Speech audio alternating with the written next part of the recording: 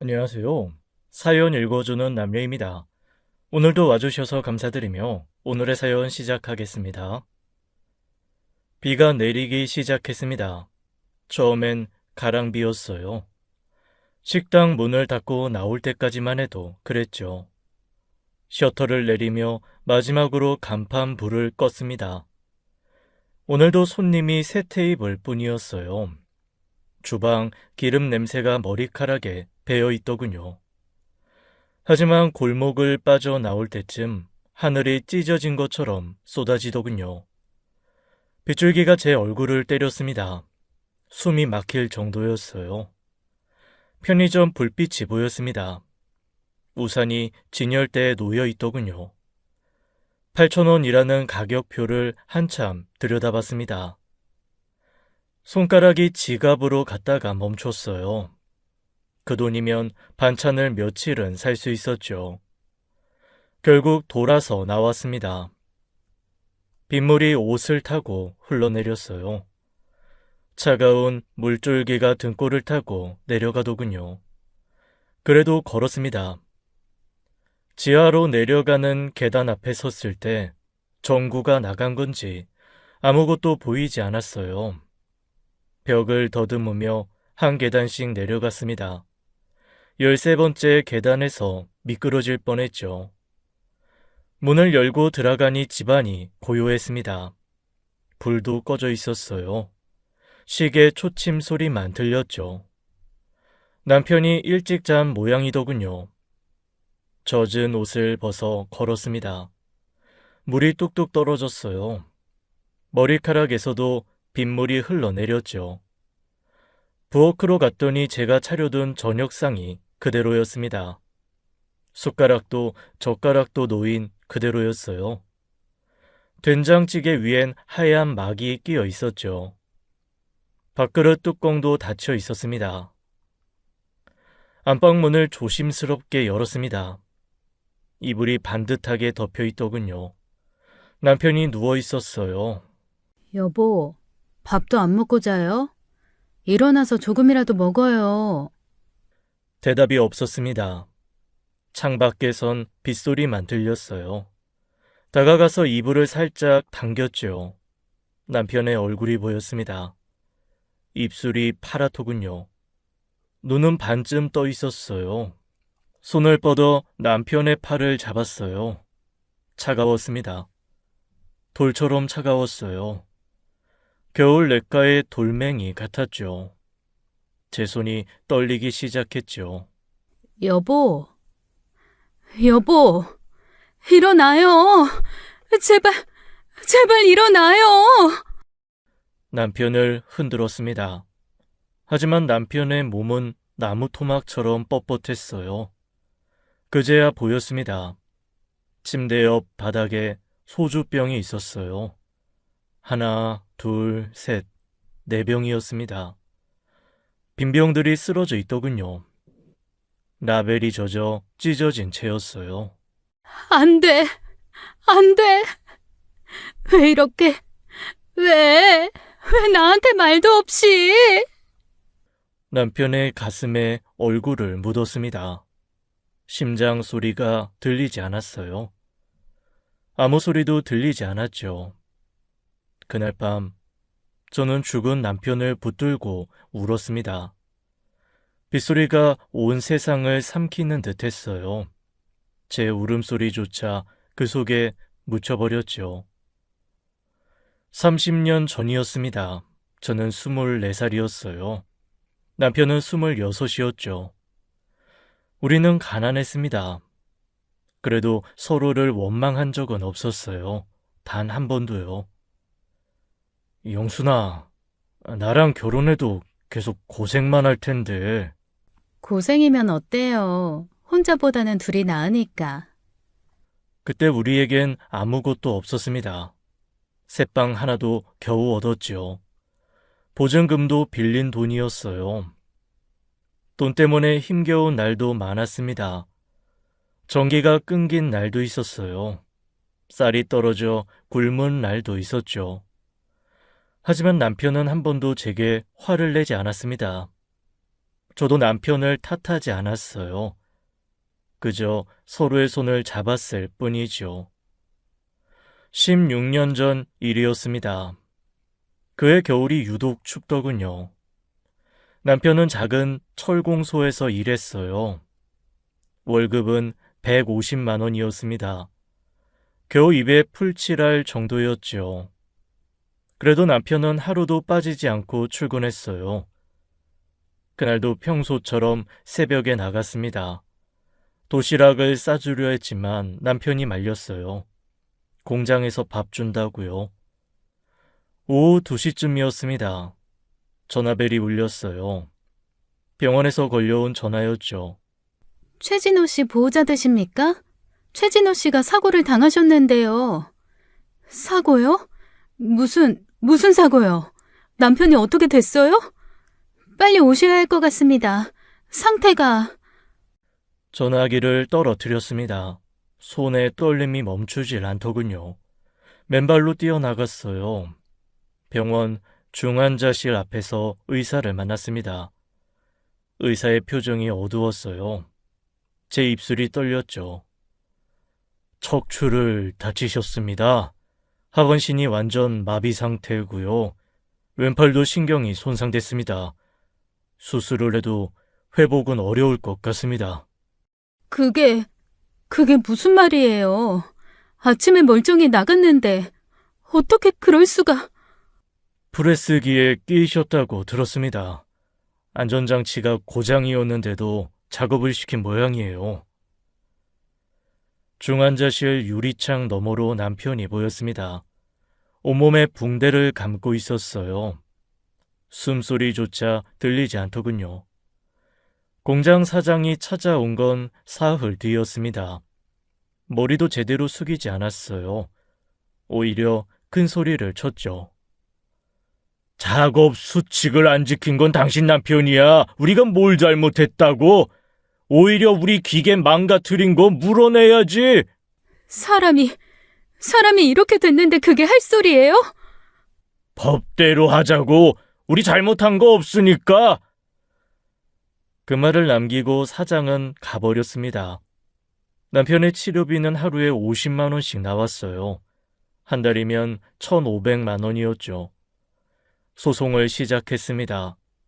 변호사 비용도 빌린 돈이었어요. 재판은 끝날 줄 몰랐죠.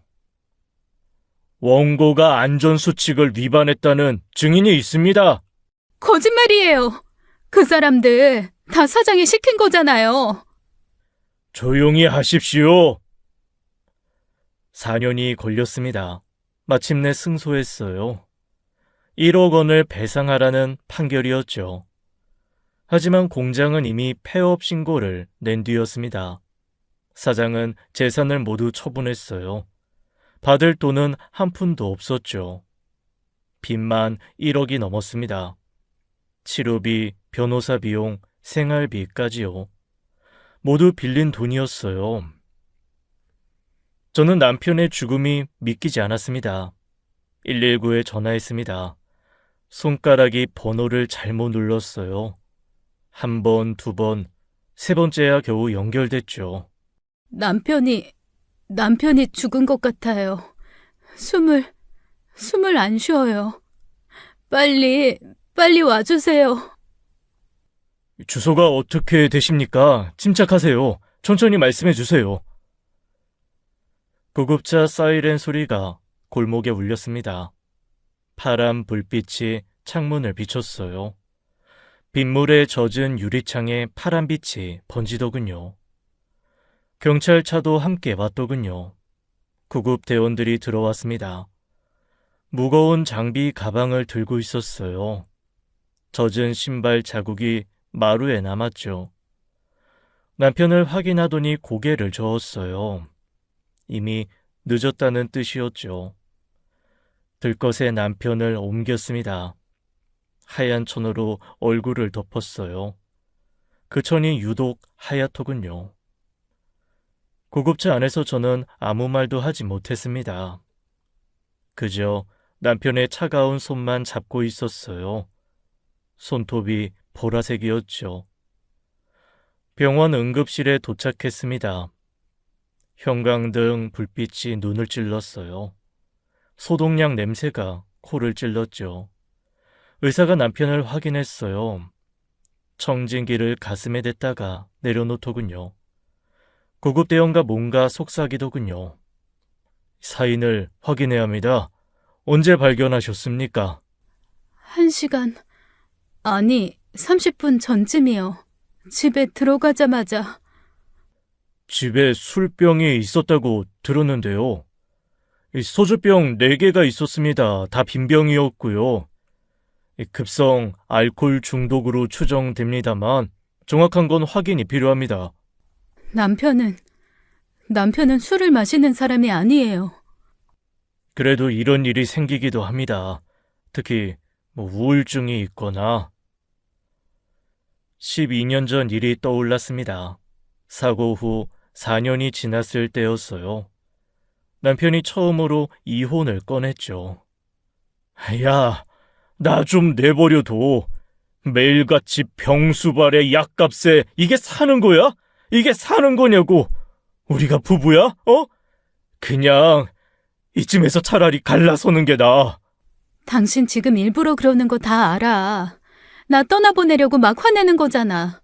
눈빛이 다 흔들리는데. 일부러가 아니라 진심이야.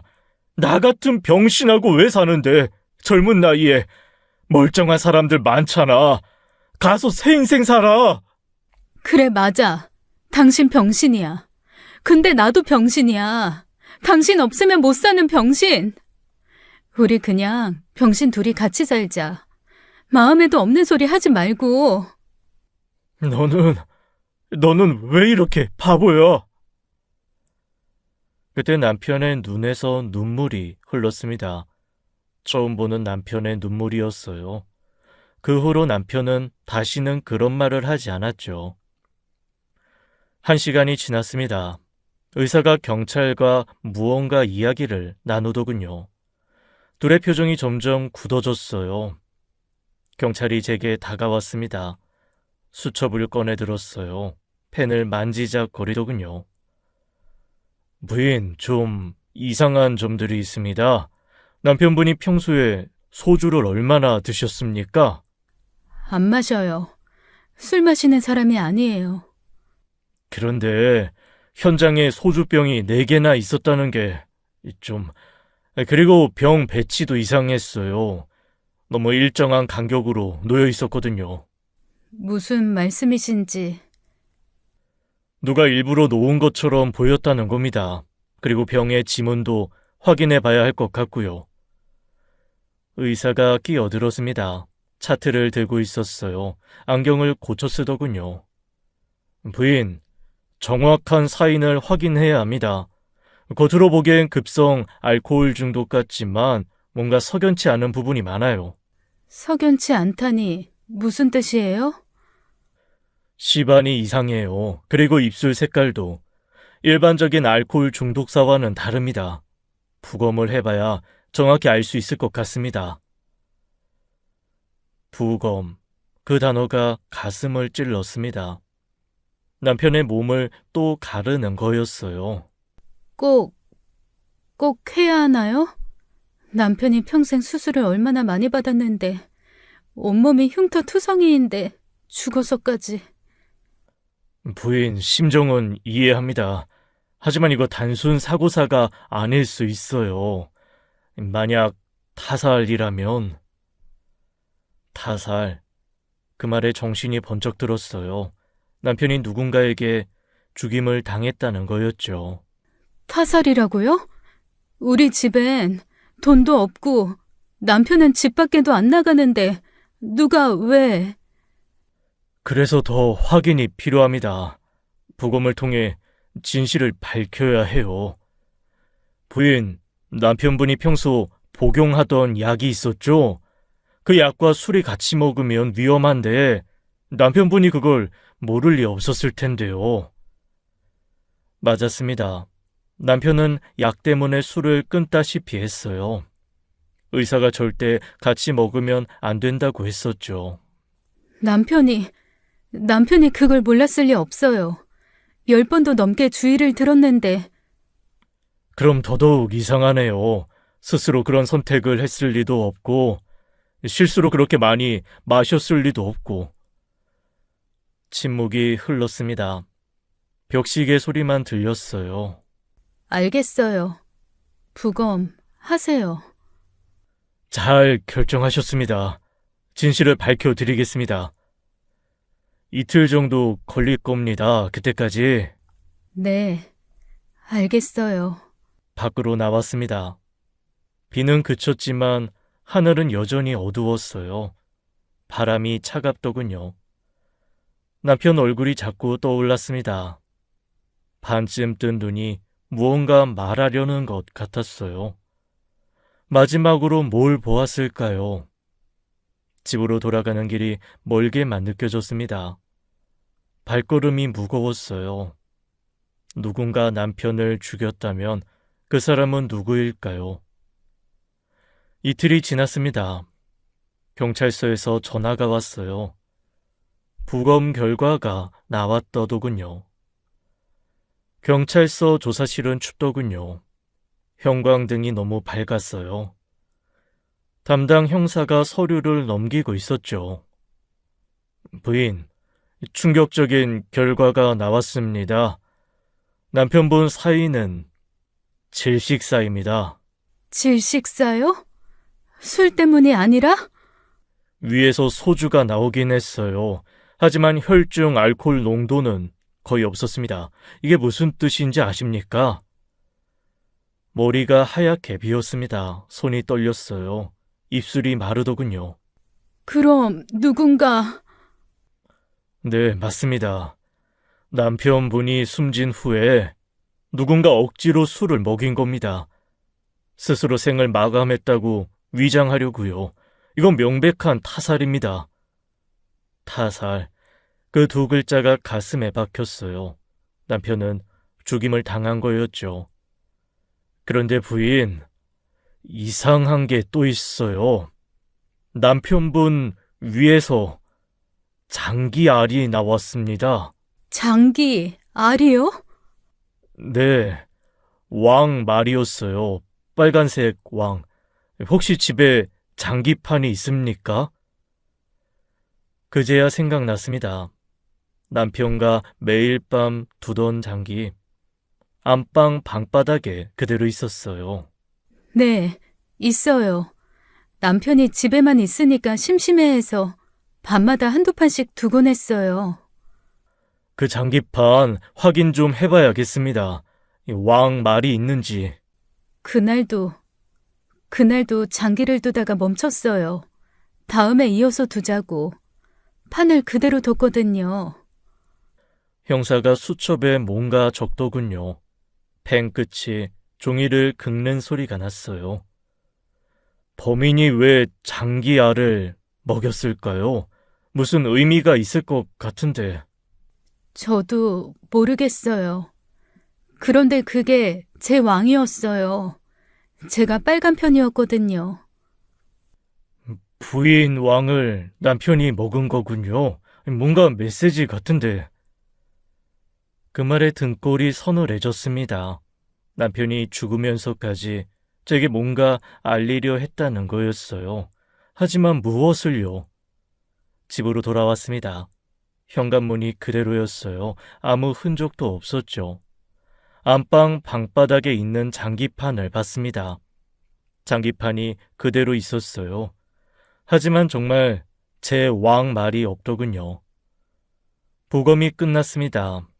남편의 시신을 인수했어요. 장례를 준비해야 했죠. 경찰이 제게 부탁했습니다. 사인은 비밀로 해달라고요. 범인이 아직 누군지 모르니까요. 장례식장은 조용했습니다. 3월의 끝자락이었어요. 꽃이 피기엔 아직 추운 날씨였죠. 이웃들이 하나둘 왔습니다. 식당 단골 손님들도 왔어요. 남편 이전 공장 동료들도 몇 명 왔죠. 어머, 어떻게 그렇게 젊은 나이에. 그래도 이제 편하게 갔네요. 살아서 고생만 했는데. 수군거리는 소리가 들렸습니다. 영정 사진 앞에서도요. 남편이 들을까봐 가슴이 아팠어요. 하긴, 사는 것도 힘들었겠지. 몸도 그렇고 돈도 없고 차라리 잘 간 거야. 맞아. 이렇게 사는 것보다 그냥 편하게 간 게 나을지도 모르지. 참았습니다. 하지만 더는 못 참겠더군요. 그들 앞에 섰어요. 그럼 당신들은 왜 안 죽고 살아요? 네? 아니, 무슨... 당신도 작년에 사업 망했잖아요. 빚이 1억이 넘는다면서요. 그럼 왜 안 죽어요? 차라리 죽는 게 낫지 않아요? 그건... 당신은요. 남편이 바람 피워서 매일 울면서 산다며요. 그럼 왜 살아요? 죽는 게 편하지 않아요? 지금 무슨 말을... 다들 살기 힘들다면서요. 그런데 왜 다들 안 죽고 살아있어요? 왜 내 남편만 죽어야 편한 거예요? 조용해졌습니다. 아무도 대답하지 못했어요. 고개를 숙이고 자리를 떴죠. 남동생이 왔습니다. 검은 양복을 입고 있었어요. 눈이 빨갰죠. 누나, 괜찮아? 괜찮을 리가 있니? 매형은 왜 그런 선택을 한 거야? 힘들었어도 이렇게 가면 안 되는데. 선택. 동생도 제 남편이 사는 게 힘들어 스스로 삶을 등진 거라고 생각하는 모양이었어요. 모두가 그렇게 생각했죠. 아들이 도착했습니다. 지방에서 밤새 달려왔다더군요. 얼굴이 초췌했어요. 아빠! 아빠! 영정 앞에서 무너졌습니다. 대성통곡을 했어요. 어깨가 들썩였죠. 왜 이렇게 갔어? 나한테 한마디도 없이, 왜? 미안해. 내가 미안해, 아빠. 그러다 쓰러졌습니다. 과로와 충격이었어요. 병원으로 실려갔죠. 밤이 깊었습니다. 빈소에 혼자 앉아 있었어요. 향 냄새가 머리를 아프게 했죠. 남편 사진을 봤습니다. 건강했을 때 찍은 사진이었어요. 웃고 있더군요. 여보, 누가 그런 거야? 누가 당신을 왜 아무 말도 안 했어? 왜 혼자? 눈물이 났습니다. 하지만 울 수 없었어요. 범인이 보고 있을지도 모르니까요. 장례 이틀날이었습니다. 빈소에 늙은 분이 들어오셨어요. 지팡이의 의지에 겨우 걷고 계셨죠. 친정 아버지였습니다. 요양원에서 오신 거였어요. 제가 부탁해 지인 언니가 모시고 왔더군요. 아버님이 꼭 오시겠다고 하셔서 거동이 불편하신데도. 아버지가 영정 앞에 섰습니다. 무릎을 꿇더군요. 그리고는 엎드려 우셨어요. 진우야, 이놈 진우야, 왜 이렇게 일찍 갔냐? 조금만 더 참았으면 좋은 날이 올 텐데. 아버지, 일어나세요. 무릎 아프시잖아요. 좋은 날이 올 텐데 왜 못 참고. 한참을 우신 뒤에야 일어나셨습니다. 제 손을 꼭 잡으셨어요. 손이 떨리고 계셨죠. 영순아, 너한테 할 말이 있다. 네, 아버지. 네 큰아버지, 내 형님 알지? 큰아버지, 30년 전에 실종되신 분이었어요. 돌아오지 않으셨죠. 네. 근데 왜요? 형님이 돌아가셨다. 작년에 돌아가셨는데 최근에 나한테 연락이 왔어. 작년에요? 그럼 왜 이제... 변호사가 연락을 늦게 했대. 형님이 유산을 남기셨는데. 아버지가 주머니에서 뭔가를 꺼내셨습니다. 구겨진 서류였어요. 떨리는 손으로 펼쳐 보이셨죠. 17억이야. 17억. 형님이 사업을 크게 하셨나 봐. 그 돈을 나한테 남기셨다. 17억. 그 숫자가 믿기지 않았어요. 우리 같은 사람한테 17억이라니요. 17억이요? 이미 상속 절차도 끝났어. 그런데 내가 이 나이에 이 돈으로 뭘 하겠니? 다 너희 거야.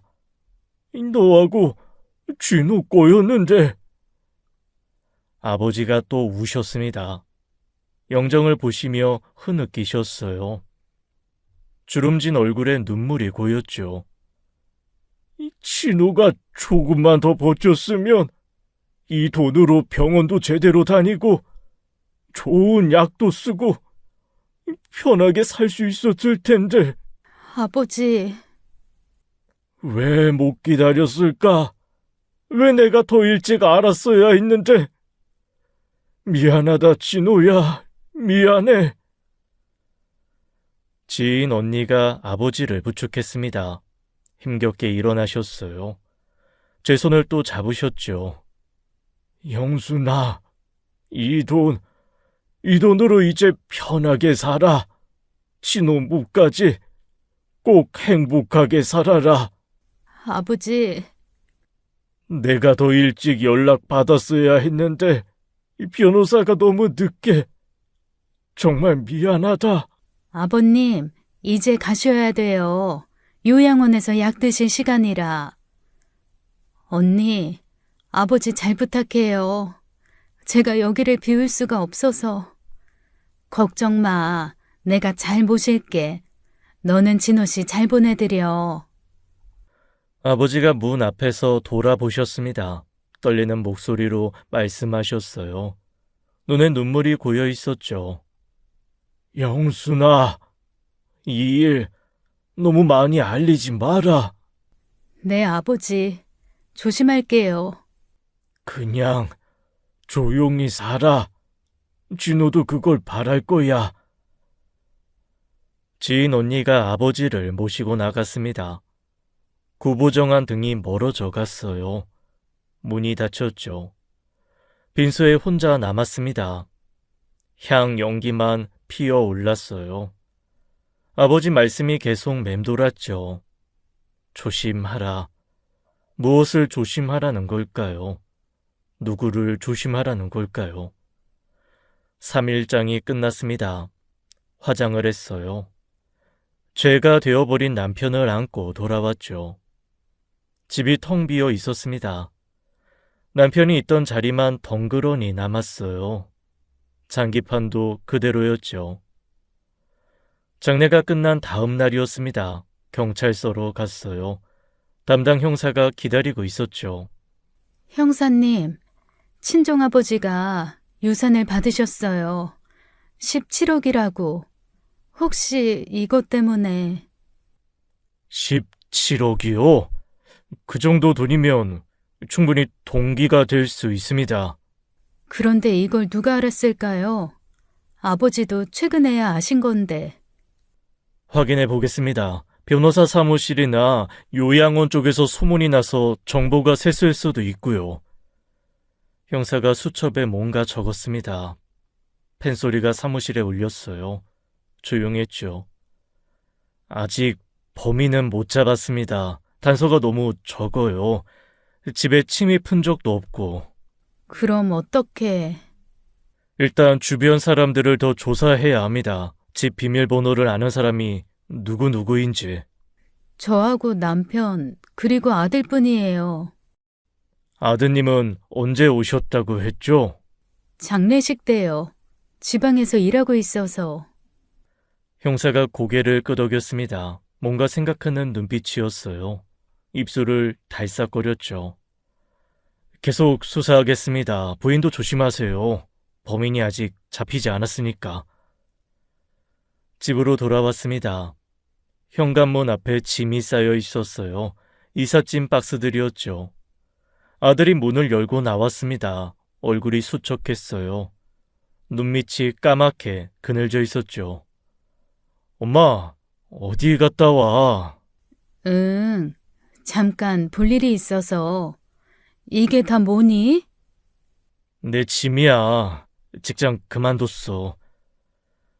가슴이 철렁했습니다.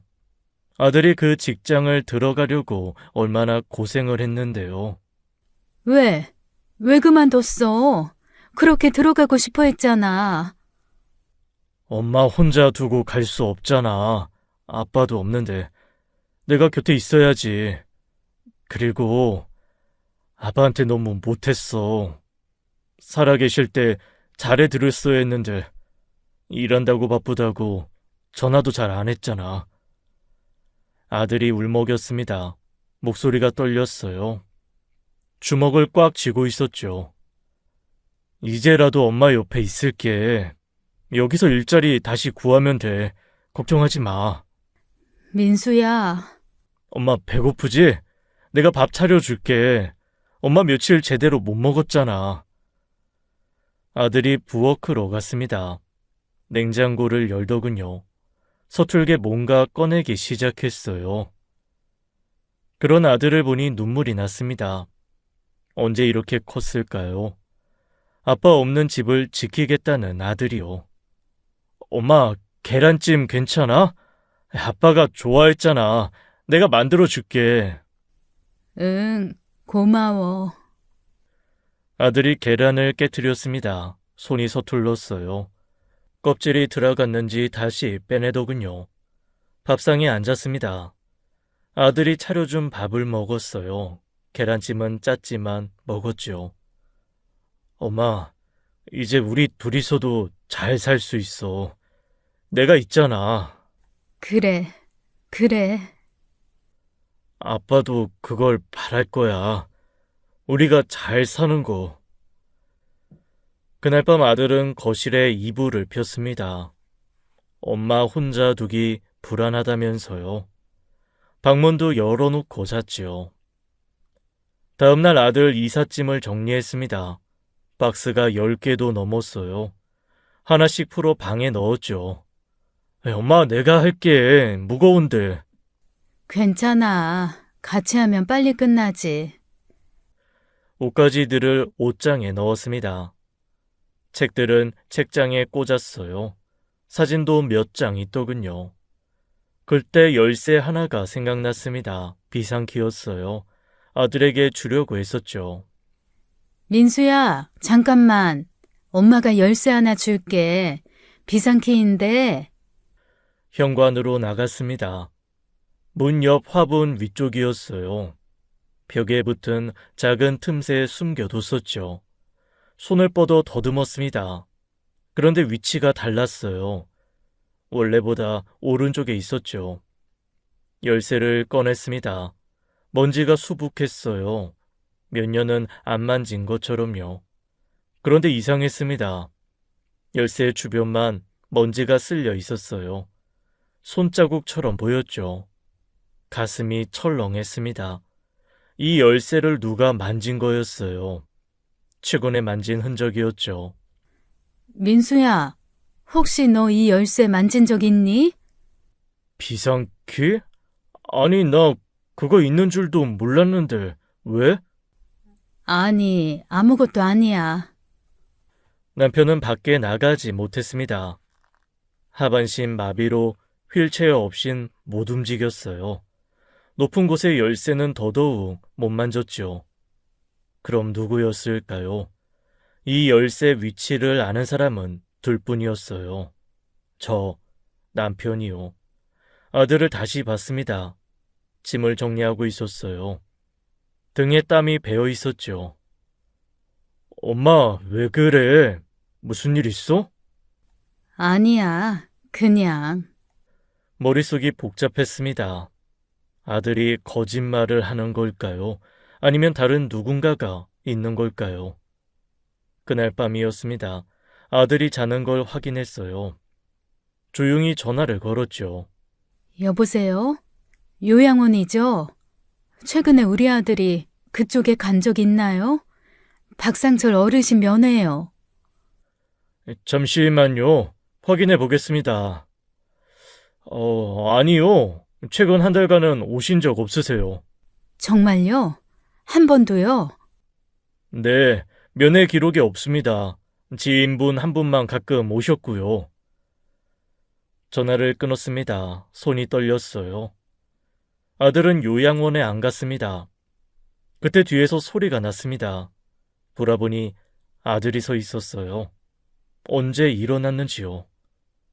엄마, 누구랑 통화했어? 아, 아무것도 아니야. 그냥 요양원에 할아버지 안부 물어본 거야. 이 시간에? 밤 11시인데? 그냥 갑자기 걱정돼서. 아들이 저를 보았습니다. 표정을 알 수가 없었어요. 어둠 속이라 얼굴이 안 보였죠. 엄마, 나 목마른데 물 좀 마시고 올게. 아들이 부엌으로 갔습니다. 물 마시는 소리가 들렸어요. 그리고 다시 거실로 돌아갔죠.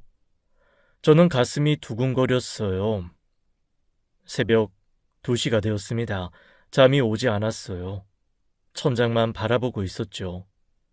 그때 3년 전 일이 떠올랐습니다. 아들이 25살 때였어요. 그날도 비가 왔었죠. 이 집 지긋지긋해. 매일 돈 없다 힘들다. 왜 나한테까지 이런 삶을 강요해? 민수야, 무슨 소리야? 우리가 언제 너한테 뭘 강요했어? 아빠, 왜 그때 조심하지 않았어? 왜 사고를 당해서 우리 집을 이렇게 만들었냐고? 민수야, 아빠가 일부러 그런 게 아니잖아. 일부러든 아니든 결과는 똑같잖아. 나는 친구들처럼 학원도 못 다니고 대학도 장학금 받아야 다닐 수 있었어. 왜 나만 이렇게 살아야 해?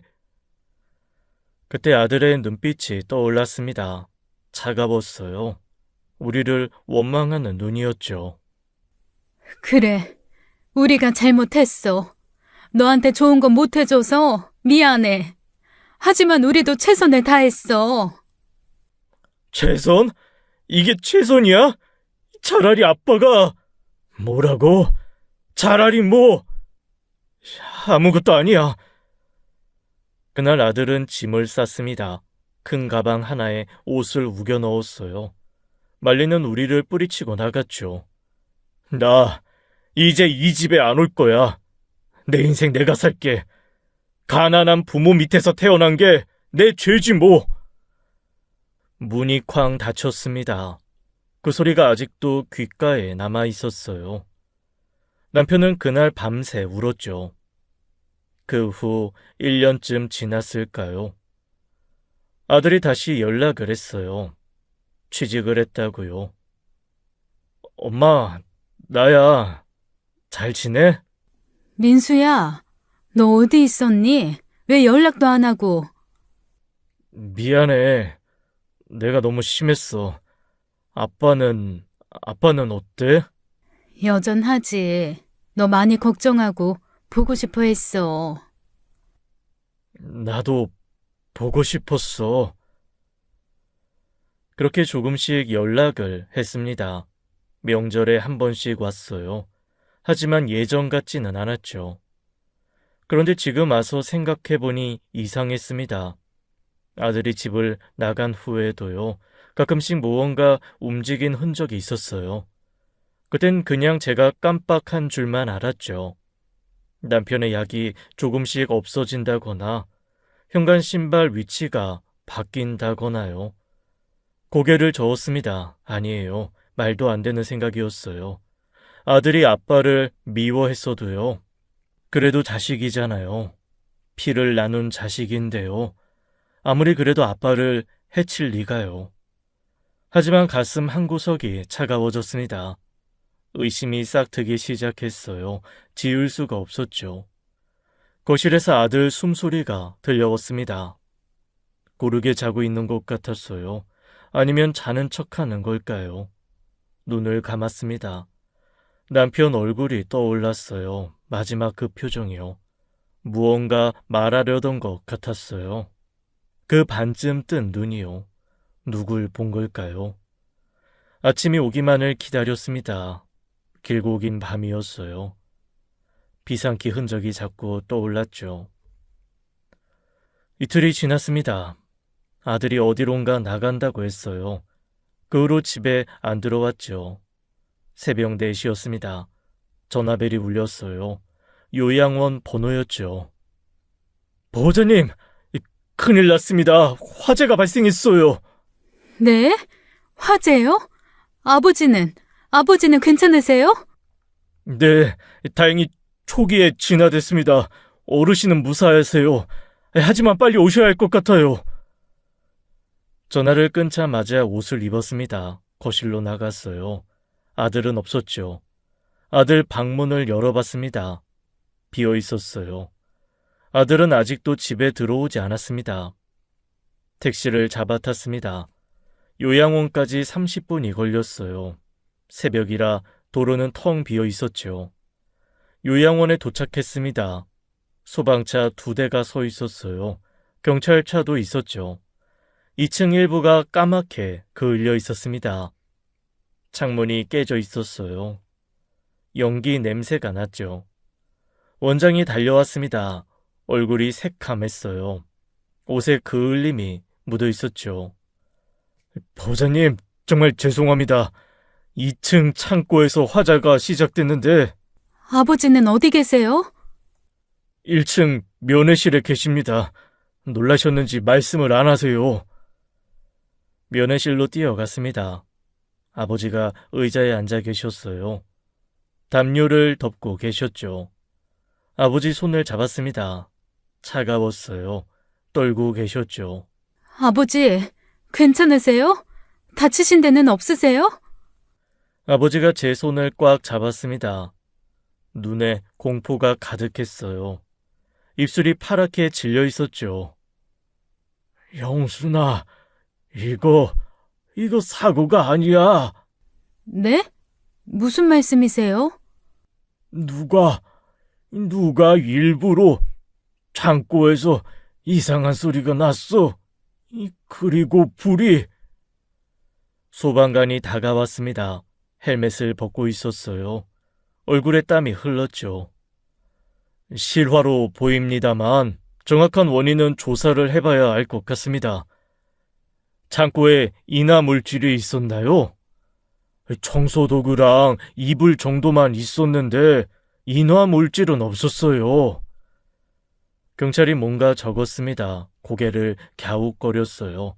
의심스러운 표정이었죠. CCTV 확인 좀 해야겠네요.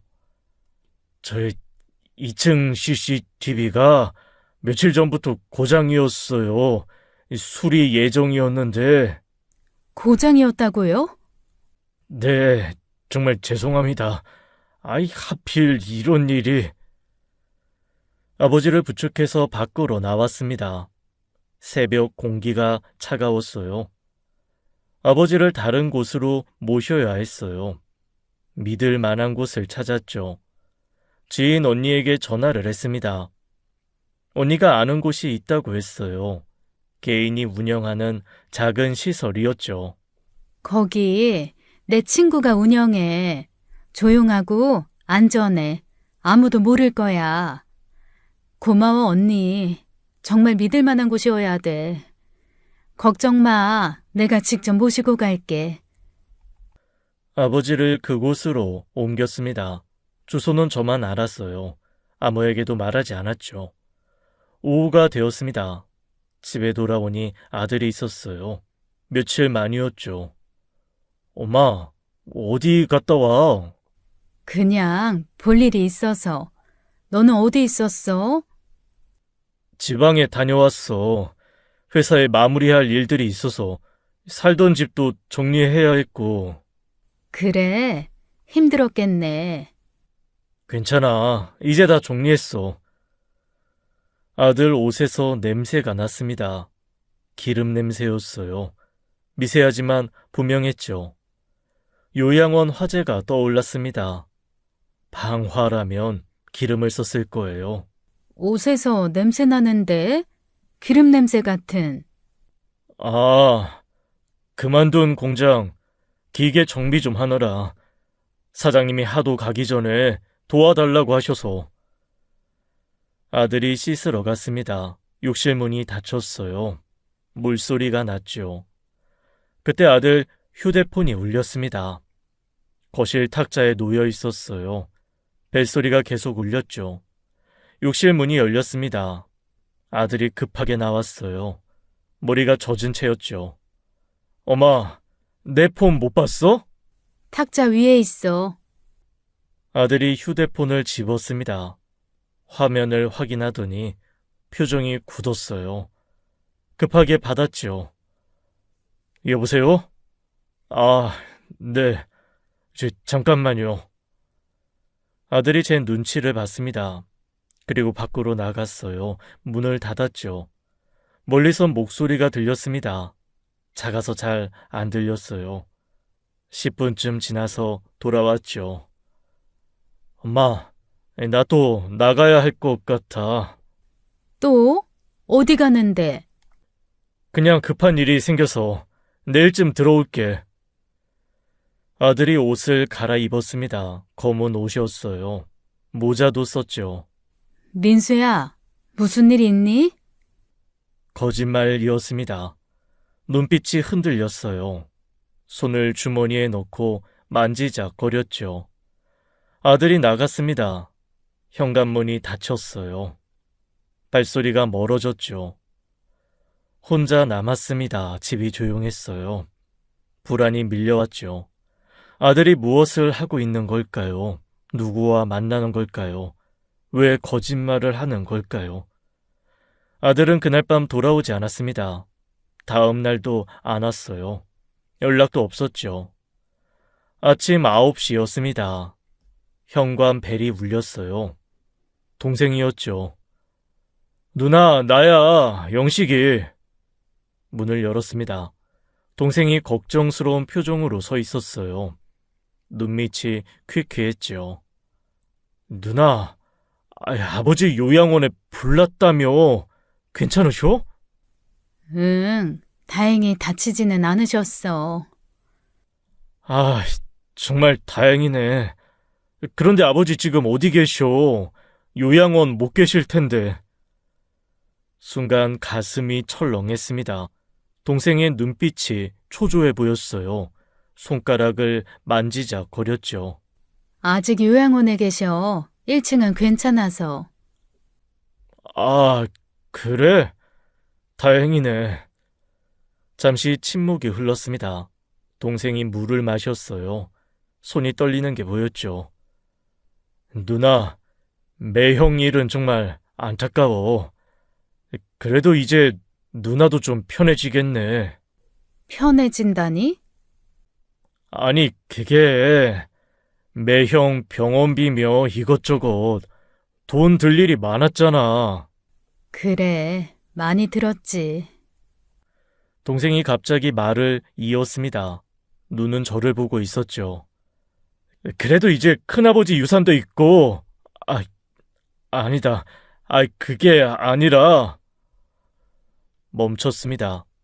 동생이 큰아버지 유산을 어떻게 알까요? 아버지가 저에게만 말을 했는데요. 유산? 무슨 유산? 아니야.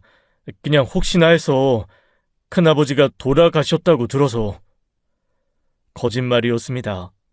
큰아버지는 30년 전 연락이 끊겼어요. 동생이 큰아버지 죽음을 알 리가 없었습니다. 큰아버지가 돌아가신 건 어떻게 알았어? 그게 동네에서 들었어. 누가 얘기하더라고. 누가? 동생이 당황했습니다. 목을 가다듬었어요. 시선을 피했죠. 그냥 기억 안 나. 아무튼 아버지 안전하시면 됐어. 그때 동생의 휴대폰이 울렸습니다. 화면을 보더니 급하게 받았어요. 돌아서서 작게 말했죠. 아직이야. 모르겠어. 전화를 끊고 돌아왔습니다. 억지로 웃었어요. 부자연스러운 미소였죠. 누나, 나 가봐야겠어. 일이 있어서. 영식아, 잠깐만. 동생이 멈췄습니다. 현관에서 돌아봤어요. 눈빛이 흔들렸죠. 혹시 네 매형 마지막 날 우리 집에 온 적 있니? 뭐? 아니, 왜 그런 걸 물어? 그냥 궁금해서. 동생이 다시 다가왔습니다. 얼굴이 굳어졌어요. 목소리가 낮아졌죠. 누나, 나를 의심하는 거야? 의심? 무슨 의심? 난 그냥 온 적 있냐고 물어본 건데. 매형 술 먹고 죽었다며. 자기가 스스로 목숨 끊었다고 들었는데, 근데 왜 나한테 그런 걸 물어? 스스로 목숨을 끊다. 아니요, 남편은 절대 그러지 않았어요. 하지만 왜 동생은 그렇게 확신을 하듯 말을 할까요? 제가 그렇게 믿기 바라는 것처럼요. 응, 맞아. 그랬었지. 동생이 안도하는 표정을 지었습니다. 그러더니 실수를 했어요. 치명적인 실수를요. 그래, 소주 4병이나 마셨다며 약이랑 같이 먹으면 위험한 줄 알면서 매형도 참. 4병, 정확한 숫자를 알고 있었어요. 약과의 위험성도요. 어떻게 그걸 알아? 동생의 얼굴이 창백해졌습니다. 입을 다물었어요. 아이, 그냥 추측이야. 보통 약이랑 술을 같이 마시면. 아니, 약 말고. 나는 소주가 4병이라고 말 안 했어. 어? 침묵이 흘렀습니다. 동생의 이마에 땀이 맺혔어요. 주먹을 꽉 쥐었죠. 누나, 아버지 어디 계셔? 요양원에 아니잖아! 어디 계셔? 절대 안 알려줘. 동생이 갑자기 화를 냈습니다. 테이블을 내리쳤어요. 컵이 떨어져 깨졌죠. 내가 아들인데 왜 나한테 아버지가 어디 있는지 안 알려줘, 어? 동생의 표정이 변했습니다. 더는 숨길 게 없다는 얼굴이었어요. 천천히 다가왔지요. 어쩔 수 없지 뭐. 영식아, 정말 네가 진호를 어떻게? 매형은 편하게 보냈어. 고통은 길지 않았을 거야. 나도 마음이 아팠어, 누나. 목소리가 떨렸습니다. 동생도 떨고 있었어요. 하지만 눈은 이미 결심한 사람의 눈이었죠. 다리가 떨렸습니다. 뒷걸음질 치다가 벽에 부딪혔어요. 도망갈 곳이 없었죠.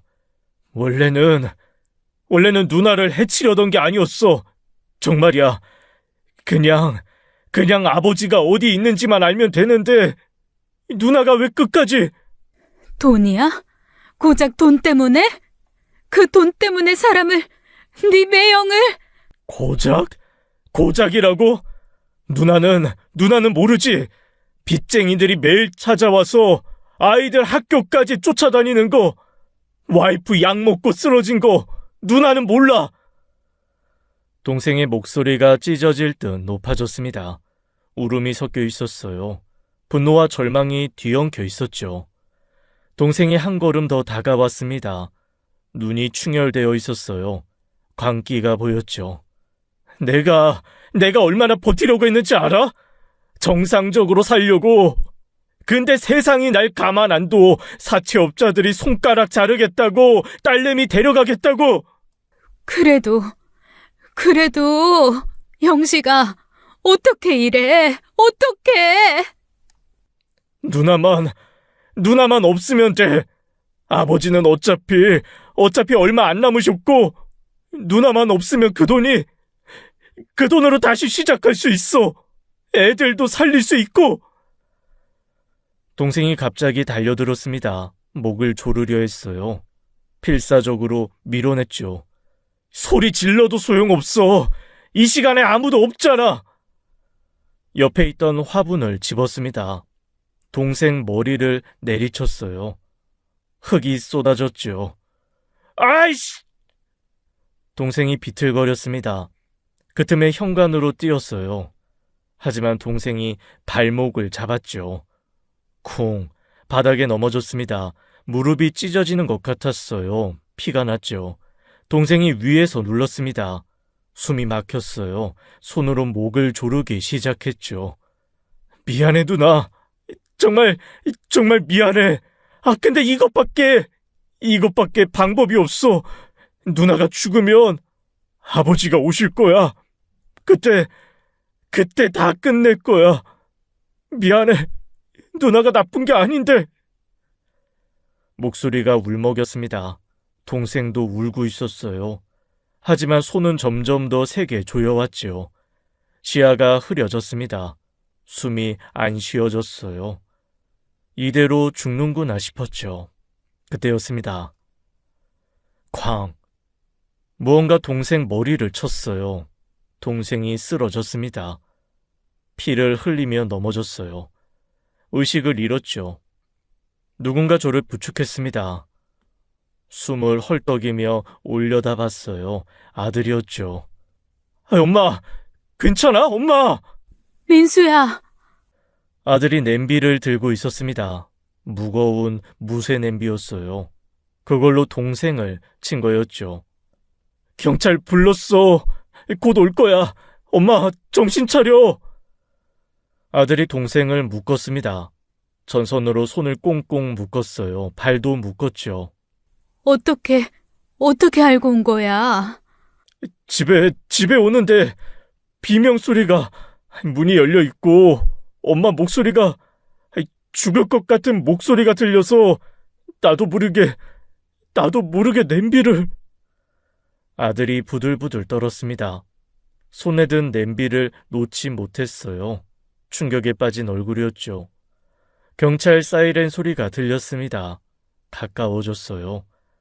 경찰들이 들어왔습니다. 쓰러진 동생을 확인했어요. 수갑을 채웠죠. 부인 괜찮으십니까? 구급차 불렀습니다. 네, 괜찮아요. 이 사람이 남편을 죽인 범인이에요. 알겠습니다. 조사하겠습니다. 동생이 실려 나갔습니다. 들것에 묶여서요. 여전히 의식은 없었죠. 아들이 제 손을 잡았습니다. 따뜻했어요. 떨리는 손을 꽉 잡아줬죠.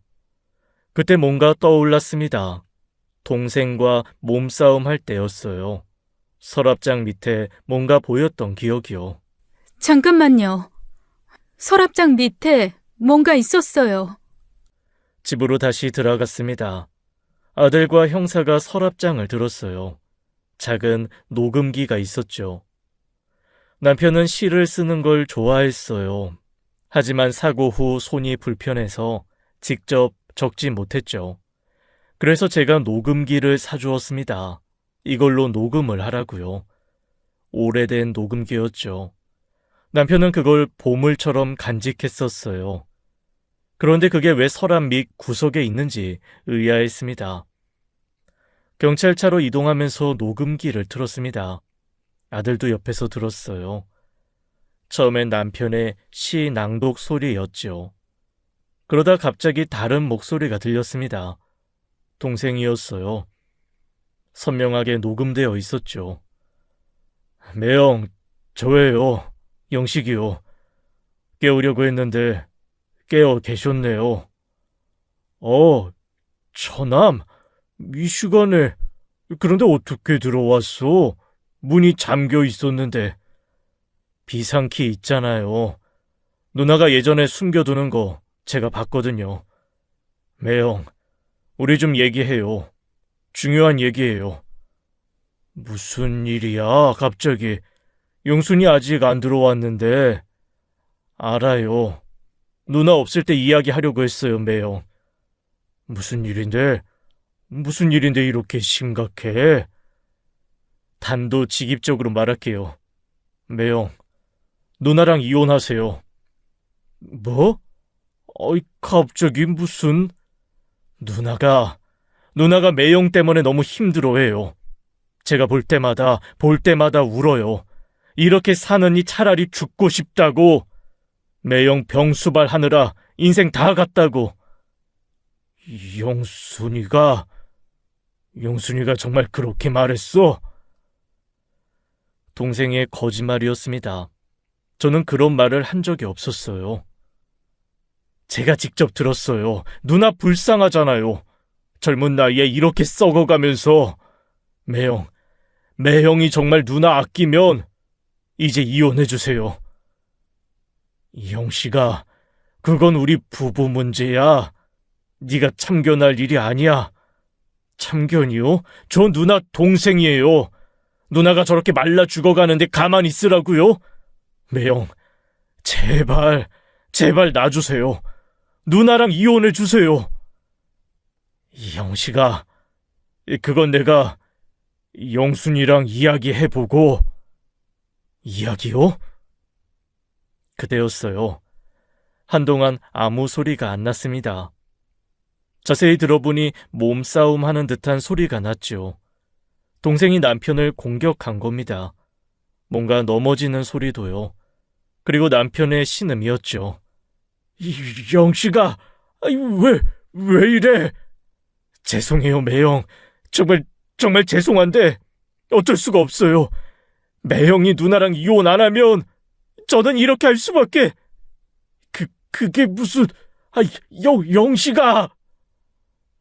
남편의 목소리가 들렸습니다. 버둥거리는 소리도요. 그리고 멈췄죠. 매형, 미안해요. 정말 미안해요. 그리고 침묵이었습니다. 완전한 정적이었어요. 녹음이 끝났죠. 여보. 오열했습니다. 아들도 울었어요. 형사가 녹음기를 받아들었죠. 어머님, 이건 저한테 주시죠. 확실한 증거입니다. 이걸로 기소하겠습니다. 아빠가 엄마를 지키려고 삼촌이 수상해서 녹음기를 켜둔 거였어요. 그리고 돌아가시기 직전 그 녹음기를 서랍 밑에 던져두신 거야. 우리가 발견하길 바라면서. 동생은 무기징역을 선고받았어요. 법정에서 끌려가면서도 울부짖었죠. 아들이 그때 받았던 전화, 알고 보니 집을 알아보던 중개인이었어요. 우리가 살 집이 나왔다는 연락이었죠. 지방 회사도 정말 정리하고 온 거였습니다. 아들은 정말로 저를 위해 돌아온 거였어요. 의심했던 제가 부끄러웠죠. 동생이 유산을 안 건 요양원에서였습니다. 누군가 수군거리는 걸 들었다더군요. 17억이라는 돈에 눈이 멀었던 거였어요. 아버지가 언제 돌아가실지 모르겠고, 그리고 자기 빚 독촉은 심해지고요. 그래서 아버지마저 해치려 했던 거였죠. 동생은 제가 남편 없으면 상속을 포기할 거라 생각했답니다. 동생이 어려운 걸 아니까요. 저는 그런 사람이었으니까요. 하지만 남편이 있으면 포기 안 할 거라고 생각한 겁니다. 그래서 남편을 먼저 죽인 거였습니다. 모든 게 돈 때문이었어요. 그 더러운 돈 때문에요. 친정 아버지가 우리 집으로 오셨습니다. 이제 함께 살기로 했죠. 유산은 모두 제게 왔습니다. 하지만 기쁘지 않았어요. 남편이 없으니까요. 아들과 작은 식당을 차렸습니다. 남편이 좋아하던 된장찌개를 파는 집이에요. 손님이 많지는 않지만 괜찮아요. 저는 매일 밤 남편 목소리를 듣습니다. 녹음기에 남은 시 낭독을요. 그리고 울어요. 남편이 왜 장기알을 먹었는지 이제 알았습니다. 제 왕을 먹은 거였어요. 왕이 위험하다는 신호였죠. 제가 위험하다는 뜻이었죠. 마지막까지 절 지키려 했던 남편, 죽는 순간에도 절 걱정했던 남편, 그 마음이 너무 아팠어요. 아들이 가끔 묻습니다. 아빠가 보고 싶지 않냐고요.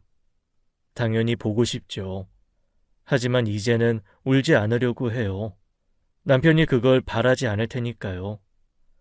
하늘에서 지켜보고 있을 테니까요. 식당 이름은 진호네입니다. 남편 이름을 따서 지었어요. 간판을 볼 때마다 남편이 웃는 것 같아요. 오늘도 된장찌개를 끓입니다. 남편이 좋아하던 그 맛 그대로요. 향기가 퍼질 때마다 남편이 옆에 있는 것 같아요. 아버지가 말씀하셨습니다. 진호가 좋은 사위였다고요. 끝까지 가족을 지킨 진짜 남자였다고요. 네, 맞아요. 남편은 진짜 남자였어요. 죽어서도 저를 지켜준 사람이었어요. 창밖을 봅니다. 하늘이 맑아요. 어디선가 남편이 지켜보고 있겠죠. 여보, 오늘도 잘 살고 있어요. 마음속으로 말합니다. 대답은 들리지 않지만요. 남편이 듣고 있을 거라 믿어요. 지금까지 사연 읽어주는 남녀였습니다. 끝까지 함께 해주신 여러분 감사드리며 저희는 다음 사연으로 돌아올게요. 감사합니다.